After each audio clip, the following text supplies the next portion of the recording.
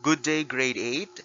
And for week 7, we will talk about expressing emotional responses using a range of verbs. So I hope that you are holding your modules already with you. I am talking about quarter 1, module 5, and you have there the title, Expressing Emotional Responses Using a Range of Verbs, Adjectives, and Adverbs. Let me remind you that that module that you are holding, once again, module 5, is good for 3 weeks. So we will be using that same module for weeks 7, 8, and 9. Once again, module 5 is good for 3 weeks, and we will be using that for weeks 7, 8, and 9. So for this week, we will be focusing on expressing emotional responses using a range of verbs, and you are only supposed to study and answer until page 10 of your module. So please take note of that. Likewise, kindly prepare your notebooks for the written activities that will follow. Last week, we studied about transition signals. So before we proceed to our lesson for the week, let us recall the concepts we have learned first. Can you recall what transition signals are? Once again, transition signals are words and phrases that connect ideas of sentences and paragraphs for coherence. So we already established nga importante gid ang aton transition signals kay gina-connect sang transition signals ang aton mga ideas when we are writing. Also, ginabuligan sang transition signals nga magka-connect man ang aton nga mga paragraphs para ma-achieve ta ang coherence or ang unity or kaisahan sang aton nga paragraphs. Also, transition signals indicate building up of new idea or thought, or compare ideas or draw conclusions. So we also highlighted the importance of transition signals because they have many uses in writing. What are the types of transition signals we discussed? So to recall again, we discussed 8 kinds of transition signals or transition words, and they are as follows: comparison or contrast, chronology, cause effect, illustration or example, addition, clarification, qualification, and summary or conclusion. Give some examples of transition signals. So like I said, the examples given last time, the ones that are on your module are actually just kumbaga a fraction lang of the total number of transition signals kay medyo damo ta transition signals.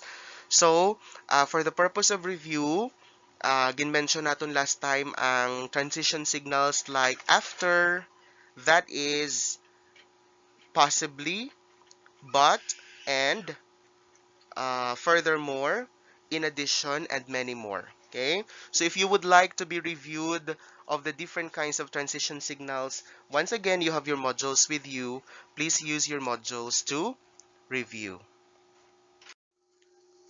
For our lesson this week, we have the following lesson objectives.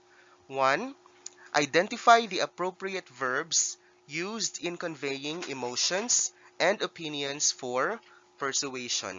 So we will again focus on verbs nga pwede naton magamit para makakonvey kita sa aton emotions, likewise ang aton opinions to persuade or convince others.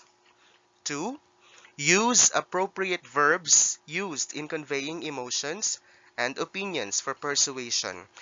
We will also be using them in actual sentences later. And 3, appreciate the importance of conveying emotional response or action to an issue for persuasion. I know you've been expecting this already, so kindly prepare your notebooks and answer what's that word on page 4 before we proceed to our lesson proper. If you are done, kindly also study independently what's new on pages 4 and 5. And most importantly, kindly read the dialogue on page 5 under what is it. The dialogue is very essential because the sentences that will be used, for example, as our examples later, are taken from that dialogue. So probably you cannot understand the importance of the verbs in the examples if you do not read the dialogue. So once again, kindly read the dialogue first on what is it on page 5. Here are some sentences taken from the dialogue that you have just read. I want you to analyze them and focus on the underlined words. I want to go outside. I think you better stay home. I am afraid that you will get sick. The government must control the people's movement. Okay, so once again, I want you to analyze the underlined words. Based on your previous knowledge, what is the function of these words in the sentence? Alright, so collectively, ang words nga want, think, kag must belong to the family of verbs. I know familiar na dira sa inyong iban. O for example, you know nga ang sang grade 7 naton, we tag that as a linking verb. Di ba? Also, ang must, kabalo naman kita nga ang must, base sa aton lesson lang subong nga natun-an previously, ang must is an example of a modal verb. So, ang tanan dira sa ila, again nga na-underlinan, they belong to the family of verbs. Another commonality of the underlined verbs sa aton sentences nga nakita nyo sa previous screen is that ginusar ato nga mga verbs to express opinions and emotions. Of course, it is but normal nga in our day-to-day lives, we are always confronted with different issues. For example, right now, we have our issue on the pandemic, COVID-19. And then, we also have our issue on the typhoon, kag ato ang mga fellow Filipinos naton nga naapektuhan gid katama because of the typhoons nga naglalabay. So these issues again are the things nga maatubang naton every day. So it is but normal for us to express our emotions and to express our opinions. Now, to express our emotions and opinions, we can actually use a lot of words, but one of the most essential group of words nga pwede naton mausar again para ipabutyag ang aton feelings kag kung ano ang aton mga pwede mahambal party sa mga issue is ang verb or ang verbs naton. Okay? That's why for this week, we will focus on verbs used to express emotions and opinions. So the first types of verbs that we can use in expressing our emotions and opinions are the linking verbs. So if you look at the function, again, you have the same table on your module. So if you can, if you prefer, you can look at your module while I'm reading. So linking verbs, by the name itself, link or connect the subject to its predicate. Okay, di ba amo na ang purpose sang linking verbs naton sa aton grammar? Gina-connect sang linking verb ang subject sa iyang predicate. So the predicate usually states or tells information about the subject, which could be an emotion or a description.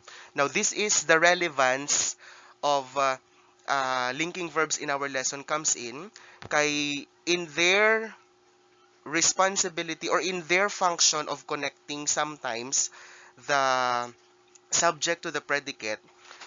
Ang predicate naton sometimes is in the form of feelings or description of an emotion. That's why linking verbs are very significant in expressing emotions and opinions. So let's try to look at our sample linking verbs. You have there the most common, am, is, was, were. And then you have the linking verbs nga usually express thoughts and feelings like appreciate, believe, feel, know, love, seem, think, deny, doubt, dislike, disagree, and want. Okay? So kung nakita nyo ang mga given dira nga examples ng linking verbs, truly try to express emotions, feelings, and opinions. You have there the sample sentences taken from the dialogue. These sentences clearly make use of verbs that are used to express feelings, emotions, and opinions. So lantawan nyo kag analyzon gid maayo kung paano nangin relevant dira ang mga verbs. Okay, sentence number 1. I am afraid that you will get sick. Besides that, we are still under ECQ.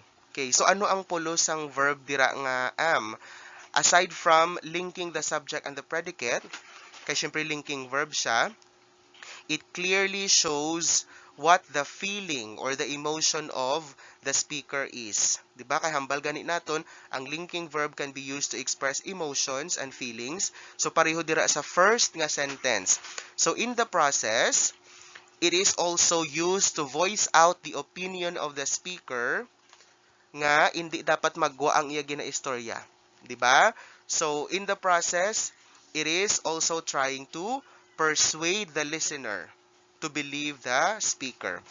So, isa lang siya ka word am, but it is actually very much powerful in expressing emotion. O, amo na siya ang pulusang linking verb naton. Okay, second.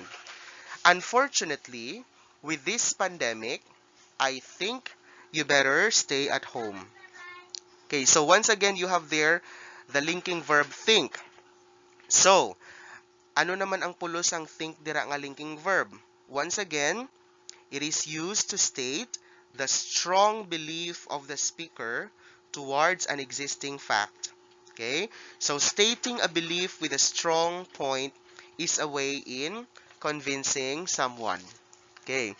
So once again, parehos ang am, isa lang ka word ang word nga think dira, but again, it is powerful because it connotes the speaker, the speaker's feeling and the speaker's conviction nga dapat hindi gid sa magguwa. So it says a lot, kumbaga. Okay? So I hope by now you're starting to appreciate the power of verbs in expressing emotions. Okay, ikatatlo I mean. No, Noel, I strongly disagree. You should follow what I tell you. So once again, the verb disagree states the stand of the speaker. In this case, ang word naton nga disagree is already expressing an opinion. Emphasizing a stand is a good way in influencing someone to agree with your ideas. Okay? So, the speaker is trying to state a point. In what way? By using the linking verb disagree. By using the verb rather disagree. Okay? And in the process, again, it is trying to influence, or she is trying to influence the listener into believing what she believes in. Again, the power of linking verbs. Okay. Last example. Nanay, I want to go outside. I already missed playing with my friends.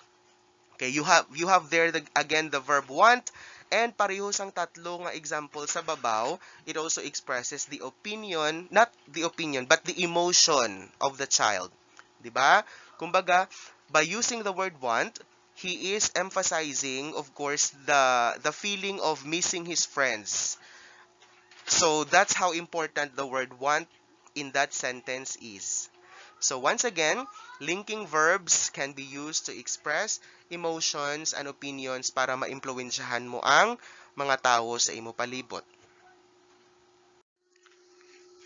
And I guess you already know this, modals, aside from linking verbs, modals are also very powerful kinds of verbs to influence people and to express what we feel and what we think.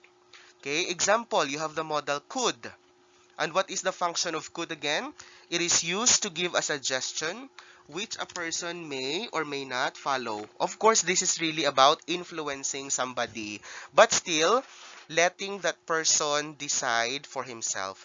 Example, I suggest you play with your brother and sister, or you could join me pray for your tatay's safety. Again, this sentence is taken from the dialogue.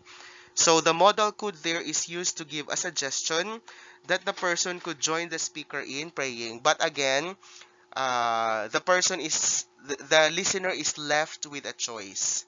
So modals can also use to influence others. Okay, what else? Should. Example, no, Noel, I strongly disagree. You should follow what I tell you. Okay, so the function of should there is the same. It is also used to give a suggestion, but more insistent than the modal could. Okay, so should is also used to influence others, but kung lang tawon nyo sa function, it is more insistent. Mas kusog or mas may pilit gamay kung mag-usar ka should rather than could. Okay? Sige, next. Ought to. Example, the Department of Health recommends that people ought to stay at home so that they will not get sick.